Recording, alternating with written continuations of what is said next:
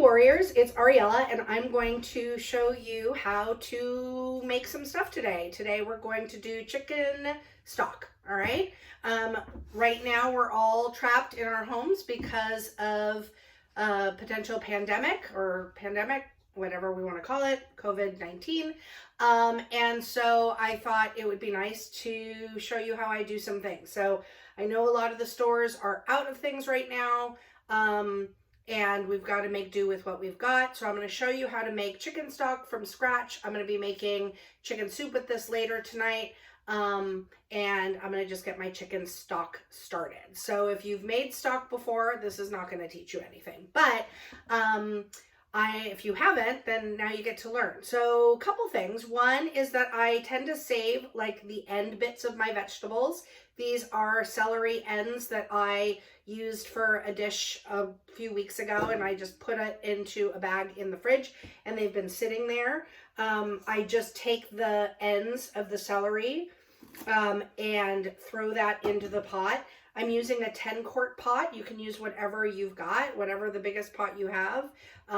If you make, like I'm going to make as much stock as I can, and then I'll probably freeze half of it. And that you can use chicken stock as a base for a whole bunch of different soups. But I'll probably just be going simple with chicken noodle today. All right, so celery. I wanted to show you, some of you who know me will be surprised that I use plastic bags, but I do sometimes still use plastic bags because there are some veggies that just stay fresh longer. The celery is well over a week old, and it's still pretty, like it's floppy. Like I'm not going to necessarily make it into a crudité unless I cut it up and put it in water, which I can do.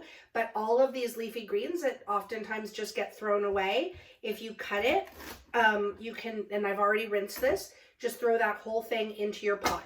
None of these veggies have to be pretty. None of them have to look like, even like there could even not quite be something that you would eat otherwise, but they're going to be giving the stock flavor, and that's what you want. So a little trick with these kinds of vegetables, especially celery, and I'm going to show you green onions in a second. But I'll take this celery, and actually since we are like in a place where we want to not be wasting, I am going to make crudité out of my middle bit, because I think if I just soak it in some water, it'll be fine.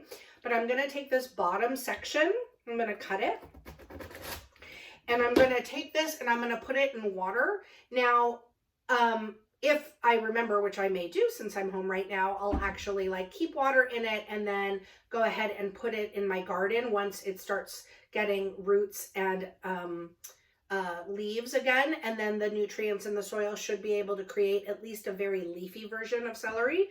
So then I can keep going. I'm going to show you real quick that I do this with a lot of my vegetables. So here I have a leek that I used a couple weeks ago.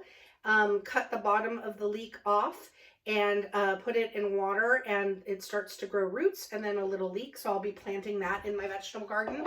Leeks can go in a pot. Do the same thing with green onions, and these are probably done. I've used them, I don't know how many times that I cut the greens off, used the greens, put them in water, and have cut greens off of them for weeks. But they've gotten a little rotten. I forgot to change their water, and they're kind of sad. So I'll probably use these greens, maybe even in the stock, and then be done with it till the next time. All right, so we've got celery in there. I'm going to save this celery. It's good to put celery into stock. It's got a lot of flavor and without adding a lot of sodium. So that's nice. For other savory things, I've got a red onion that we used part of last night. It's wrapped in plastic, which again, I don't usually do, but kitchen is under construction and everything is still packed up. So I'm just throwing in this half an onion. I'm not cutting it or anything. Roots, it's all fine. This is a red onion that was in my basket. It's a little bit sad. I'm going to cut it in half so that I can make sure there's no like black like mold or anything like that, because you don't want that in our stock, which there's a little bit at the top. So I'm going to cut that off. And then that part of the onion is fine. I'm going to throw it in with the skins. My grandma always said that it makes the broth have a prettier color, so I go ahead and do that. I just cut the bottom off of that one, which I don't think I needed to do. So one has a little bit more mold. Like I said, it was an old onion, but you know what? The inside's still going to be good. I'm going to use this one too, and the skin's a little sad looking, so we'll take that off, but we'll throw the rest of the onion in there. And you don't have to chop it up or dice it or anything. I cut them a little bit because for whatever reason, I feel like it gives access to more of the flavor in the onion. So there we go. I have some leeks, leek tops that I used a few weeks ago for something. I'm going to chop off these little sad bits on the top. These ones are fine. Leeks are really dirty, guys. You've got to wash them.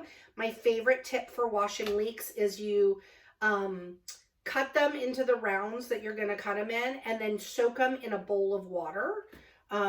Actually have a bowl here for some, but I don't know if we're gonna, I think I have enough with this. So again, that's just like yellow, and you don't want to introduce any bacteria. So just, these are rinsed. I just washed them off again. But anyway, so you cut up the leeks, you put them in water and sort of rustle them around because they nest, right? Because it's an onion family. As you do that, then you just let it soak. The soil, the dirt will sink down to the bottom, the sand that they grow in, and then you can just collect up all the floaty bits on the top that are clean. So that's a nice tip. All right, so we have onions, which will go into the compost. Perfect. More leek bits. Again, I already washed these. More celery bits, which I'm just going to cut the roots off of. You can leave the roots, but for whatever reason, I cut them off.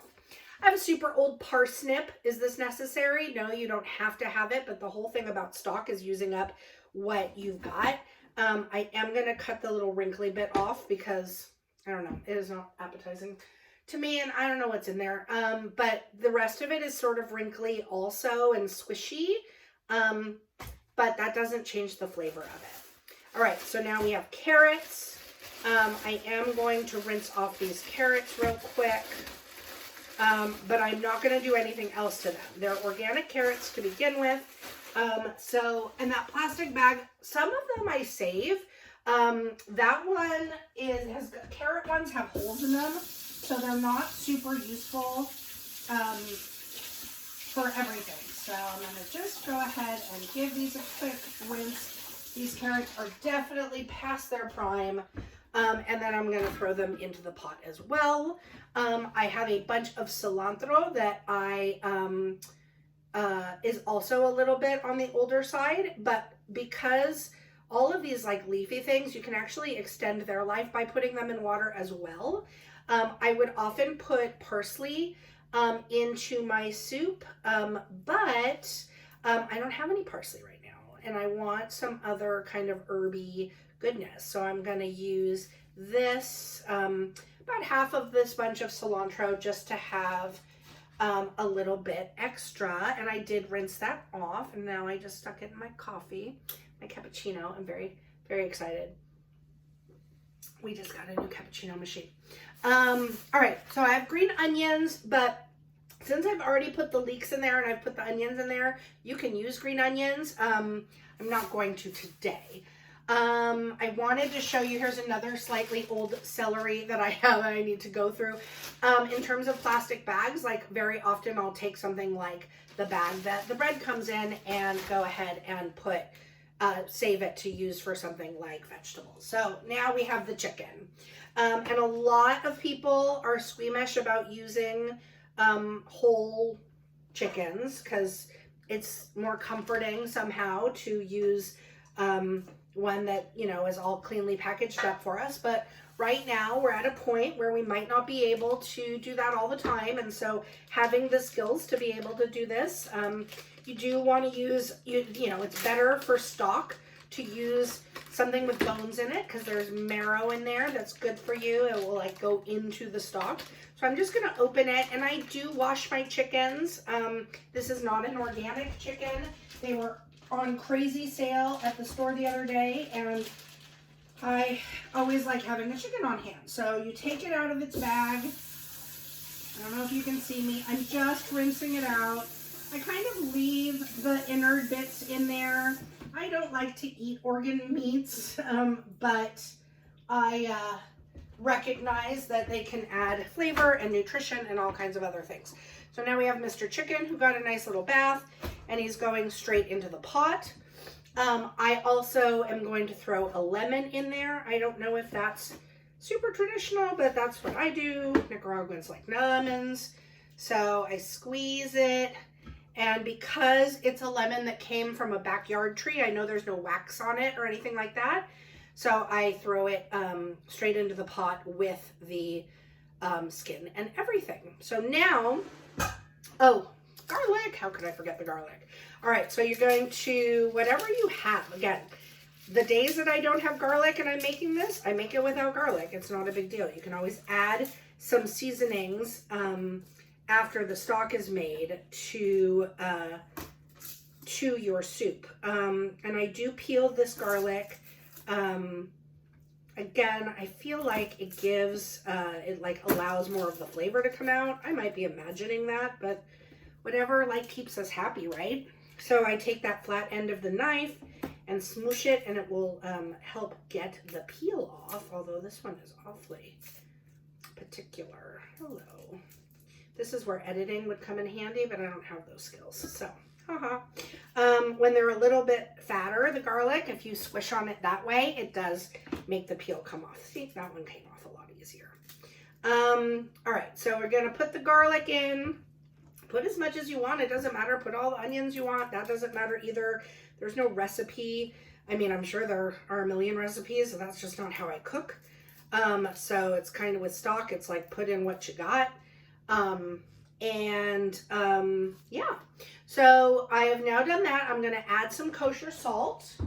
I'm going to pretend like I am a clean, organized person.